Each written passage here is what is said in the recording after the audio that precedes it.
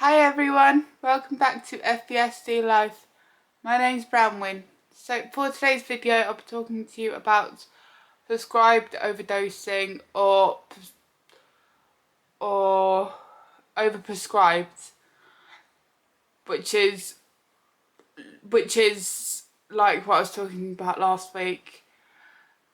And for next week's video, my mum will be talking. She'll be talking about her own experiences with everything. I think it'll be sort of like a chat about her experience on sodium valproate, her pregnancies, and just generalised talking really. And so yeah, if you enjoy this video, hit the thumbs up and subscribe to my channel. So getting right into this, I didn't actually say what the meaning was last week, but overprescribed refers to exactly what it sounds like, to be prescribed an excessive amount of medication. Although it's not accurate, but it is a phrase that more people, not just professionals, can immediately understand.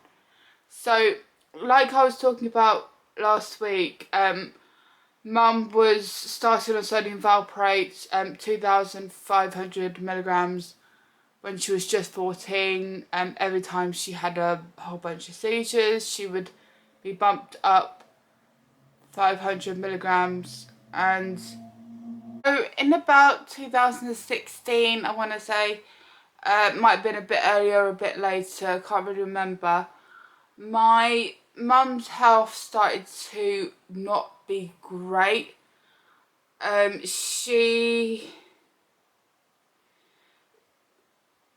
health, it's just so hard to explain. I mean, she was more exhausted, she didn't really have much energy to do things. She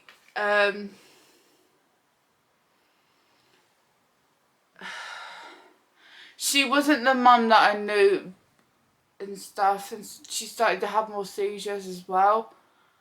So around this time, 2016, Mum needed some more Metformin, which is a medication which is used to treat diabetes. And as you can guess, my mum has diabetes type 2. And so I think the prescription may not have been filled by the GP. And so we actually had to go down the route of getting an emergency prescription from the emergency pharmacy in Watford. And so because she wasn't feeling great, she asked me to go and collect it for her. And I said, yeah, absolutely, that's fine. And so I went and I gave them the details about my mum, and all of a sudden the pharmacist started acting really weird. I can't really explain how. It was really bizarre. She looked at me and said, "Is this yours?" And I was like, "No, it's for my mum." And she said, "Okay, is she here at all?" And I was like, "No, what's the matter? Don't you have it?" And they're like, "Oh yeah, no, we do have it. Can you get her on the phone?" I said, "Yeah, okay." And I was really confused at this point, and so I got my mum on the phone, and I said, the pharmacy won't give me your medicine. They want to talk to you first. And she was like, oh, okay. And so, as you can guess, we're both really confused at this point, and so Mum was speaking to them, and I can remember the pharmacy actually asked her for a little bit of information about her history with metformin, and she said, "So why do you take it? How long have you been taking metformin for?" And particularly her question was, "How long have you been on this dose?" And so I'm just standing there going, what in the world is going on? I don't understand. And so the lady, I think she kind of said, did you know that this is an overdose of metformin? And this, I didn't completely understand what was going on. I mean, I was still kind of not, when I was younger, I didn't really understand overdosing and over-prescribing, because I thought that it was completely against the law to do this. But yeah, this happened to my mum with metformin. The legal dose of metformin is 2,000 milligrams of metformin, and his mum was given 3,000 milligrams metformin. So yeah, that was not flagged by our local pharmacy, it was not flagged by a local doctor, and yeah, it got told to my mum by a stranger who was obviously a professional pharmacist. And yeah, since then mum's been fighting to get her medication reduced, and so as I said, around this time mum's health got a lot more worse. She was so exhausted. Her blood pressure got a lot worse. And when I say it got a lot worse, it got dangerously high. And they've put her on medication for high blood pressure, and this is now a condition of hers. Mum still does have high blood pressure. So as you can guess, epilepsy, diabetes, high blood pressure. How in the world is this woman still going? Well, she is, and she's got a lot more stuff wrong with her, but she's a fighter. And so yeah, she's got diabetes, and back then her blood sugars would go right up to 32.0. As you can guess, that's ridiculously high with blood sugars. And yeah, but they're still really high today. I mean, they're sort of in the teens, but I think they're normally about 14 and 15 now, but it's still really high, and it still does get flagged by a doctor. And yeah, it's just insanity. It's an absolute insanity. And at around that time in 2016, Mum became aware of the link with lactate and medication. And so, if I'm guessing quite a lot of you don't know this, but metformin is contraindicated with people at risk of lactate acidosis. And lactate level, I don't really understand what lactate levels are and what lactate acidosis is. Feel free to look it up. My mum will go into great depth about that next week, I'm guessing. And so mum actually,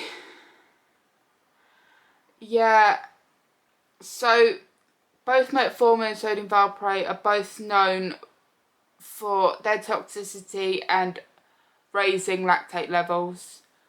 Mum fought for 3 years to get a test for her lactate levels to be done.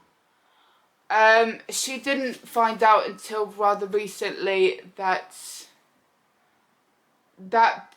getting your lactate levels tested is only something that can be done in a intensive care unit. And so yeah, this is only because Mum fought, and she did loads of research and stuff. And yeah, so I mean, yeah, Mum's a survivor, she's a warrior, and eventually the doctor finally agreed to halve her medication, halve her dose of metformin, which immediately that her lactate levels were halved. Although it's recorded in her notes, still today the link's not been acknowledged or even explored. And this is something that surprises me. I mean, that she's still on metformin. I don't understand why she still is. Apparently this metformin's keeping her diabetes brilliantly, you know. And yes, there's a little bit of a background going on with the ice cream man. And yeah, the blood sugars did get lower, but they are still higher than they're supposed to be. And then it all started again. The blood sugars started shooting up again. The link between diabetes / medication / lactate levels became blurred yet again. And this is something that absolutely infuriates me. I mean, I have sat in hospital appointments with my mum and seen doctors just sweep these things right to the side, and it really is infuriating. The last appointment that mum had, which was rather recent, she's being referred to the diabetes unit or clinic within the hospital.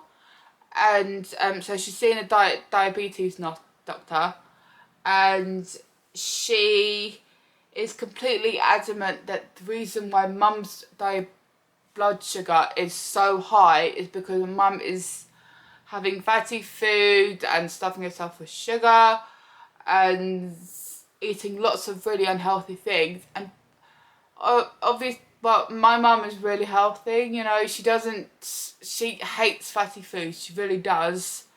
She very rarely eats, you know, and this is really horrific. It's just so surprising. And mum's always grateful that I'm always there, because I do say, excuse me, no, that's not what the issue is. And if you do eat quite a bit, your legs do become a bit more chunky, and mum's legs are so skinny compared to her stomach. And so I did literally have to sit there and say, sorry mum, but I literally grabbed her legs and went, look how skinny they are. Look at how skinny. I was like, don't look at her face, look at her legs. You know, and the doctor was like, okay.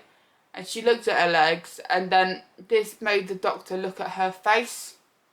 Not her eyes, but her face. And so now they're actually testing her for stuff that we've been begging for them to test for. And but we didn't actually know what it was until they started testing for it. We don't know the results yet. But now mum's being referred to a dietitian because she apparently eats unhealthy, and because apparently she eats a lot of carbohydrates. But yeah, mum's tried to cut out carbohydrates very recently. Within 2 days of the low carbohydrate diet, she started having seizures again. And mum told me that when she was younger, she tried to completely cut out carbohydrates, and this is exactly what happened, except she ended up in hospital. And I said to mum, I don't want you to do that then, because what if you have a seizure, and, you know, what if you have all that stuff got going in my head. Oh my god, what if she had a seizure, she goes into hospital, she gets COVID, you know, blah, blah, blah. Even though mum is completely vaccinated against the virus. It's just, yeah, this is absolutely horrific. It's just, going back onto topic, it is so difficult to understand why this has not been explored as part of one of her health problems. This is clearly a systematic issue related to a fear of litigation. Mum is 57. She has diabetes and has been on long-term medication. She's not going to be heard. There is so much guidance regarding what to do to avoid and report medicine errors, but what type of guidance is there for those and suspected of being affected by adverse medication? I know other mothers who have also been overprescribed long-term. None of them have had their experience of medicine error addressed. And yet again, this feels like another thing that means the system has let everyone down again. And yeah. So I'm going to wrap that up now and leave that with I hope you're all keeping well, and I will see you all next week, where Mum will be talking to you about her story of everything. And yeah, so stay safe everyone. Take care. Bye.